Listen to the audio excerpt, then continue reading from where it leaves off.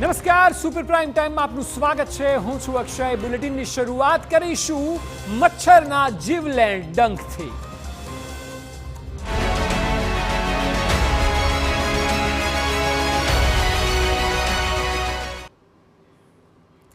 તો રાજ્યમાં હાલ ડેન્ગ્યુએ હાહાકાર મચાવ્યો છે. સૌથી નવાઈની વાત એ છે કે હવે ડેન્ગ્યુ ઝડપથી વાર કરી રહ્યો છે. માત્ર 3 દિવસમાં લોકોના મોત થઈ રહ્યા છે. પોતે ડોક્ટર માની રહ્યા છે કે હવે ડેન્ગ્યુ પહેલા કરતાં વધુ ઘાતક છે. ત્યારે આપને થોડી પણ બેદરકારી ભારે પડી શકે છે. અમે આપને ડરાવવા નથી માંગતા, પરંતુ હવે ડેન્ગ્યુ સામે લડાઈ ખૂબ જ ગંભીર બની ગઈ છે. મહાનગરોમાં હાલ ડેન્ગ્યુના સૌથી વધુ કેસ સામે આવી રહ્યા છે. ત્યારે જુઓ ડેન્ગ્યુનો નવો કાતિલ અવતાર.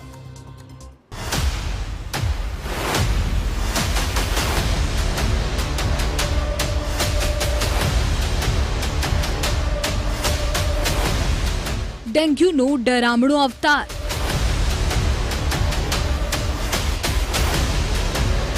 મહાનગરોમાં મચાવ્યો હાહાકાર.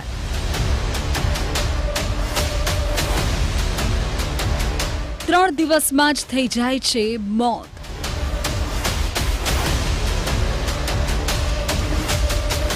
લીવર, કિડની, ફેફસા અને મગજ પર કરે છે હુમલો.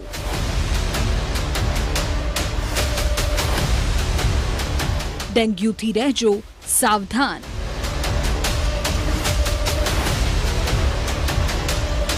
હાલ રાજ્યના અલગ અલગ શહેરોમાં ડેન્ગ્યુના કારણે ફફડાટ છે. સરકારી હોસ્પિટલથી લઈને ખાનગી હોસ્પિટલમાં હાલ ડેન્ગ્યુના કેસ સતત વધી રહ્યા છે. જોકે સૌથી વધુ ચોંકાવનારી વાત એ છે કે હવે ડેન્ગ્યુ વધુ ઘાતક બની ગયો છે.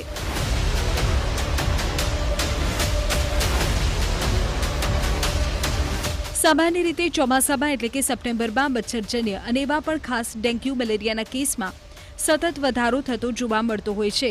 છેલ્લા 3-4 વર્ષની સરખામણીએ આ વર્ષે પેટર્ન બદલાતા ડેન્ગ્યુ વધુ ઘાતક બન્યો હોવાનું તબીબો માની રહ્યા છે. માત્ર એટલું જ નહીં, ડેન્ગ્યુના લક્ષણોમાં ઘણા ફેરફાર જોવા મળી રહ્યા છે. આ વખતે સામાન્ય તાવથી શરૂ થઈ ડેન્ગ્યુની અસર લીવર, કિડની, ફેફસા અને મગજ સુધી પહોંચે છે. જો બેદરકારી દાખવવામાં આવે તો મોતના મુખમાં પણ ધકેલી દે છે.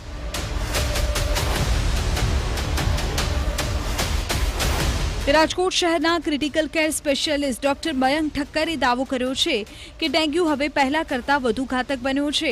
શરૂઆત સામાન્ય તાવથી થતી હોય છે. તાવની સાથે સાથે માથું દુખવું તેમજ શરીર દુખવું જેવા લક્ષણો જોવા મળતા હોય છે. આ વર્ષે નવા સિમ્ટમ્સ મુજબ 3 થી 5 દિવસ સુધી દર્દીને તાવ આવતો હોય છે. પેરાસિટામોલ જેવી સાદી દવા લેવા છતાં તાવ ઝડપથી ઉતરતો નથી.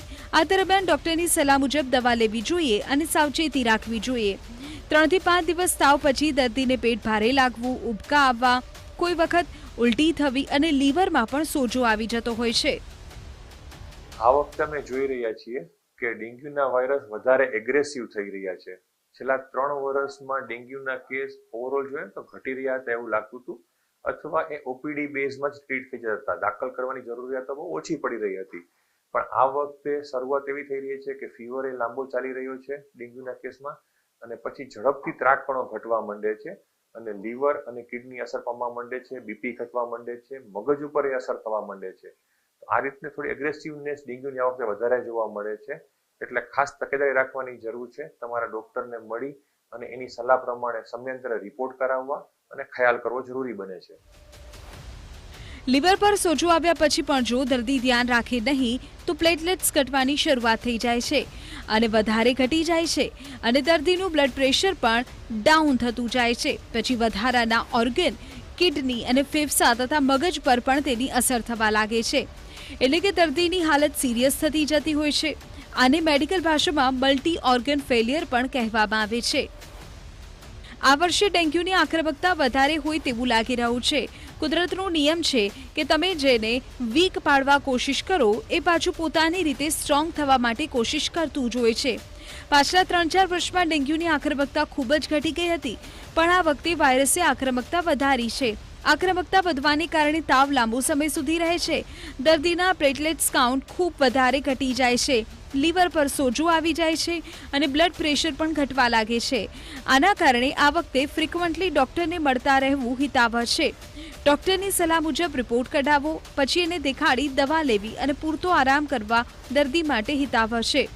આ 10 થી 15 દિવસ સુધી વધુ ને વધુ પ્રવાહી પીવાનું રાખવું જોઈએ, જેનાથી ડેન્ગ્યુની આક્રમકતા ઓછી થઈ શકે.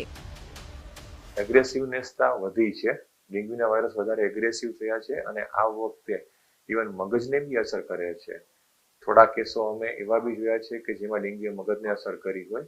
દરેક વખતે લીવરને અસર બી જોવા મળે છે. મોટાભાગના કેસમાં આ વખતે લીવરને અસર જોવા મળે છે અને ડેન્ગ્યુ શોક સિન્ડ્રોમમાં એટલે બીપી ઘટવાના કારણે મલ્ટી ઓર્ગન ફેલિયરના કેસીસ આ વખતે જોવા મળી રહ્યા છે. અને ખાસ આ વખતે વધારે જોવા મળે છે ત્રાક પણ ખૂબ ઝડપથી ઘટે છે. શરૂઆતના દિવસોમાં એ 1.5 લાખ 2 લાખ હોય અને સડનલી સીધા 70,000, સીધા 30,000 અને પછી 5-6 હજાર એવી રીતે ખૂબ ઝડપથી ઘટી રહ્યા છે. એટલે રેગ્યુલર રિપોર્ટ કરતા રહેવું જરૂરી છે અથવા તમારા ડોક્ટરને ડેઇલી, અને ખાસ કરીને ડેન્ગ્યુનો તાવ જ્યારે ઓછો થવા માંડે ને એના પછીના શરૂઆતના પીરિયડમાં ત્રાકપણો વધારે ઘટે છે અથવા વીકનેસ વધારે ફીલ થાય છે, ત્યારે રેગ્યુલર ચેકઅપ કરી લેવું જરૂરી બને છે, જેથી આની ઘાતકતાને ઓછી કરી શકાય અથવા જે બધા અવયવો ઇન્વોલ્વ થાય છે એને ક્યાંક રોકી શકાય. એકવાર આ અવયવો ઇન્વોલ્વ થવા માંડ્યા ને પછી ડેન્ગ્યુમાંથી બચાવવા, બહાર કાઢવા ખૂબ ડિફિકલ્ટ થઈ જતું હોય છે. વખતે મૃત્યુઆંક પણ વધતો જોવા મળી રહ્યો છે. ડેન્ગ્યુએ પોતાની આક્રમકતા વધારી છે અને આપણી પાસે ડેન્ગ્યુના વાયરસ માટે સ્પેશિયલ કોઈ દવા નથી જેને આપણે આગળ ફેલાતો રોકી શકીએ. માટે આપણે પોતાની ઇમ્યુનિટી પણ વધારવી જોઈએ. ડેન્ગ્યુની આક્રમકતા વધવાને કારણે ઇમ્યુનિટી ઓછી હશે તો લીવર, કિડની અને મલ્ટી ઓર્ગન ફેલિયર થવાના કારણે મૃત્યુ દર પણ વધે એવું આ વર્ષે પણ જોવા મળી રહ્યું છે.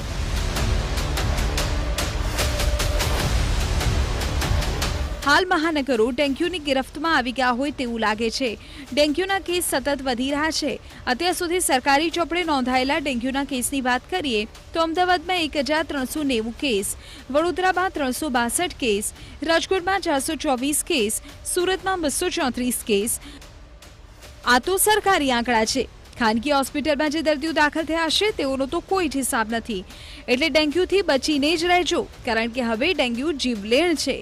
સુરતમાં એક મહિલા તબીબ પણ ડેન્ગ્યુનો ભોગ બની અને માત્ર 3 દિવસમાં જીવ ગુમાવ્યો.